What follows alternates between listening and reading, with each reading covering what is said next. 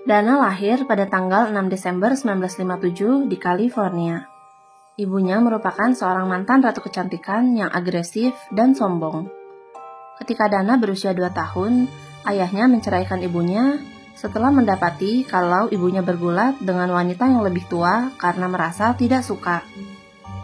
Sejak saat itu, Dana dibesarkan oleh ibunya. Hal ini menyebabkan Dana tumbuh menjadi anak yang bermasalah. Pada tahun 1975, ibunya meninggal karena kanker payudara. Dana yang ketika itu berusia 18 tahun, tinggal bersama ayah dan ibu tirinya, sebelum akhirnya diusir karena kedapatan memakai obat-obatan terlarang. Beberapa tahun kemudian, Dana menjalin hubungan dengan seorang pelatih skydiver. Dari pria itu, Dana mengandung 2 kali. Tapi pria itu selalu berhasil meyakinkan Dana untuk menggugurkan kandungannya. Sejak saat itu, Dana mengalami beberapa kali keguguran, yang menyebabkan dia mengalami depresi dan kecanduan obat-obatan psikotropika. Pada bulan Oktober 1987, Dana menikah dengan teman sekolahnya yang bernama Tom Gray. Dana pun bekerja sebagai suster bersalin di sebuah rumah sakit. Keduanya tinggal di Canyon Lake dan memiliki beberapa usaha. Sayangnya setelah menjalani pernikahan, Dana mulai ketagihan berbelanja sampai hutangnya menggunung. Pernikahan itu sendiri tidak bertahan lama, sebab pada tahun 1993, Dana meninggalkan suaminya dan tinggal bersama kekasihnya. Pada September 1993, Dana dan suaminya dinyatakan bangkrut. Lalu pada bulan November, Dana dipecat dari pekerjaannya karena kedapatan menyalahgunakan obat penghilang rasa sakit. Memasuki bulan Februari 1994, Dana sempat meminta untuk bertemu dengan suaminya. Tapi rupanya suaminya tidak datang ke tempat yang mereka sepakati. Dari situlah Dana melakukan tindakan kriminal pertamanya, di mana korbannya bernama Norma Davis yang masih merupakan tetangganya di Canyon Lake. Norma merupakan seorang wanita berusia 86 tahun yang rumahnya pernah ditempati oleh Dana. Norma ditemukan oleh temannya dalam keadaan leher hampir setelah dicekik dengan brutal. Lalu pada tubuhnya terdapat 11 luka. Anehnya, tidak ada harta benda Norma yang hilang, kecuali kartu kreditnya. Dengan menggunakan kartu kredit Norma, Dana berbelanja habis-habisan dan selalu berganti pakaian. Merasa ketagihan, aksi Dana berlanjut pada tanggal 28 Februari dengan menghabisi seorang lansia berusia 66 tahun yang bernama June Roberts. June juga merupakan tetangga Dana di Canyon Lake. Karena telah saling mengenal, June mempersilahkan Dana untuk masuk ke rumahnya ketika Dana berpura-pura hendak meminjam buku.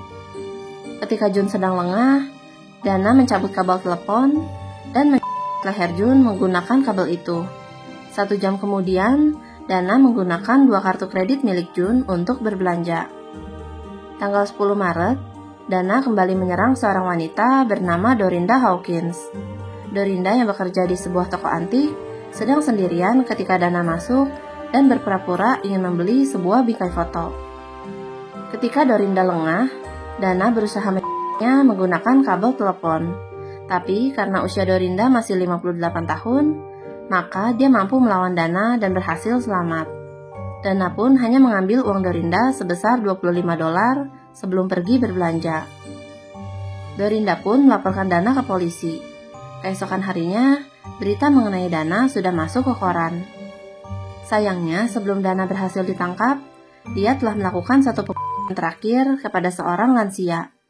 Lansia itu bernama Dora Bibi yang berusia 87 tahun. Dora yang kala itu baru pulang dari dokter, baru saja masuk ke rumahnya ketika Dana berhenti di depan rumahnya dan mengetuk pintunya. Kali ini Dana berpura-pura menanyakan arah jalan. Ketika Dora mengajaknya masuk untuk melihat peta, Dana segera menghabisinya. Awalnya polisi mencurigai ibu tiri Dana yang bernama Jerry, sebab rupanya Jerry pernah menjadi menantu dari Norma Davis, korban Dana yang pertama. Sebab di hari kematian Norma, Jerry sempat mampir ke rumahnya untuk mengantarkan belanjaan. Jerry memang diketahui selalu mengurus dan memperhatikan mantan mertuanya, walaupun setelah suaminya meninggal. Tapi setelah berminggu-minggu berkomunikasi dengan Jerry, Detektif menyadari kalau Jerry bukanlah pelakunya. Hingga pada suatu hari, perusahaan kartu kredit menelepon keluarga John Roberts yang merupakan korban dana yang kedua karena pengeluaran besar-besaran dari kartu kredit milik Jun. Dari situ, detektif menelusuri jejak pemakaian kartu kredit Jun dan menanyakan para karyawan di pusat perbelanjaan. Didapatkanlah gambaran mengenai pelakunya dan informasi kalau si pengguna kartu kredit baru saja mengecat rambutnya di salon. Lalu petugas kasir mengatakan kalau wanita itu memiliki seorang putra berusia 5 tahun yang bernama Jason. Ketika detektif menceritakan temuan itu pada Jerry, Jerry segera menyadari kalau itu adalah Dana, putri tirinya. Sebab Dana memang baru saja mengecat rambutnya dan seringkali membawa anak kekasihnya yang bernama Jason. Ketika polisi menggeledah rumah Dana, didapatkan berbagai kartu kredit para korbannya. Dana pun mengakui semua perbuatannya untuk menghindari hukuman mati. Maka pada tanggal 16 Oktober 1998, Dana mendapatkan hukuman penjara seumur hidup tanpa kemungkinan bebas bersyarat. Gilanya, walaupun Dana telah dipenjara, dia sempat kedapatan menjual dalamannya yang habis dipakai di internet. Subscribe akun YouTube aku untuk dengerin cerita lainnya, biar aku yang bacain dan kamu yang dengerin.